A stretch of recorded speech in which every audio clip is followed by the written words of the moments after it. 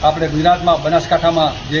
ભારતીય સેનાના એક જવાન રજા ઉપર આવેલા અને તેઓ એક ગાડી લઈને જતા હતા જે એના ભાઈની હોય અને એવું પણ જાણવા મળેલ છે કે ભાઈના ભાઈ પણ પોલીસમાં હતા અને એને બ્લેક ફિલ્મ લાગેલી અને એને ખ્યાલ નહોતો કે અહીંયા પ્રતિબંધ છે અને નીકળેલા પોલીસવાળાએ રોક્યા ને એની સાથે વાત કરી ભાઈ મારા ભાઈની ગાડી છે હું તો રજા ઉપર છું પણ એની હારે બહુ જ ખરાબ વ્યવહાર કરી અને એને નીચે ઉતારી અને એની સાથે જે ક્રૂરતાભર્યું વર્તન કરેલું છે તો ભારતીય સેનાના જવાનો સાથે જ્યારે આવી ઘટના બનતી હોય છે તો આમ આદમી કેટલો સુરક્ષિત એવું આપણે સમજી શકીએ છીએ ત્યારે દેશના વડાપ્રધાન ચાહે ગૃહમંત્રી હોય ચાહે સંરક્ષણ મંત્રી હોય એ જ્યારે કોઈ પણ સારા કાર્યો હોય છે જ્યારે કે દિવાળી હોળી જેવા તહેવારો એ પણ સેનાની સાથે મનાવતા હોય છે તો સેનાની સાથે આટલું આદરમાન જ્યારે દેશના વડાપ્રધાન શ્રી આપતા હોય તો પોલીસ પણ એક ડિસિપ્લિન ફોર્સ છે તો એને પણ આ વસ્તુનું વ્યવસ્થિત ધ્યાન રાખવું જોઈએ એની ઉપર એની સાથે કોઈ પણ જાતની કાર્યવાહી કરવી તો તેને જે ઓન પેપર થતી તે કરવાની જરૂર હતી એને જે દંડ થતો દંડ દેવા પણ એને ના નથી પાડેલી પણ 5-6 પોલીસના કર્મચારીઓ એક સાથે ભેગા થઈ અને એની સાથે જે ક્રૂરતા જેવું વર્તન કર્યું અને એ પણ જાહેરમાં કે જ્યાં જાહેર જનતા જઈ રહી હતી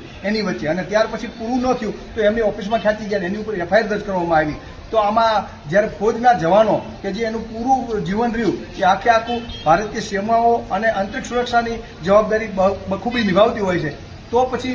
એવું શું બન્યું કે એની સાથે આટલી બધી ક્રૂરતાભર્યું વર્તન કરવામાં આવ્યું આવું ફરી ન બને અને અમારા જવાનો જે રજા ઉપર આવતા હોય છે અથવા જે રિટાયરમેન્ટ છે અથવા જે કોઈ શહીદ પરિવાર છે એની સાથે સારું માનભર્યું વ્યવહાર કરવામાં આવે એવો અમે માનનીય મુખ્યમંત્રી ભૂપેન્દ્રભાઈ પટેલને આજે આપણે જોઈ રહ્યા છો આપના માધ્યમથી અમે જરૂર જણાવશું કે